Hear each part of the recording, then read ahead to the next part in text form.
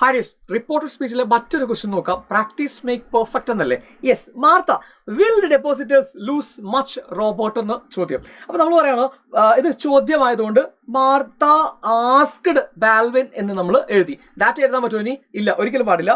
ആ വിൽ എന്ന വേർഡ് കണ്ടപ്പോൾ എനിക്ക് മനസ്സിലായി ഇതൊരു യെസ് ഓർ നോ ക്വസ്റ്റ്യൻ ആണ്. സോ ഞാനത് എങ്ങനെയാണ് റിപ്പോർട്ട് ചെയ്യുക? യെസ് ഓർ നോ ക്വസ്റ്റ്യൻ നമ്മൾ റിപ്പോർട്ട് ചെയ്യുമ്പോൾ ഒന്നെങ്കിൽ ഇഫോ അല്ലെങ്കിൽ വെതറോ ആണ് നമ്മൾ യൂസ് ചെയ്യേണ്ടത്. അപ്പൊ നമ്മൾ മാർത്ത ആസ്ക്ഡ് ബാൽവിൻ വെതർ എന്ന് സ്റ്റാർട്ട് ചെയ്തു. Okay, whether. ഇനി എന്താണ്? ഡെപ്പോസിറ്റേഴ്സ് അല്ലെ? വെതർ ദ ഡെപ്പോസിറ്റേഴ്സ് വുഡ് എന്ന വേർഡ് നമ്മൾ അവിടെ ചേർക്കുന്നു. വില്ല് എന്തായിട്ട് മാറി?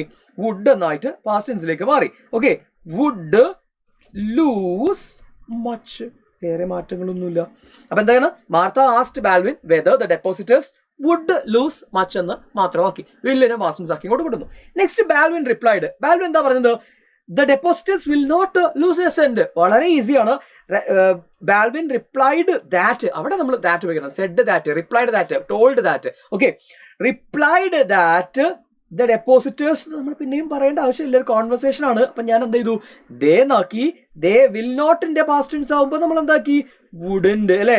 ദേ വുഡന്റ് അല്ലെങ്കിൽ would not lose a cent. അതേപോലെ എഴുതുന്നിടത്ത് നമ്മുടെ 2 മാർക്കും കൊണ്ട് പോരുകയാണ്. ഓക്കെ.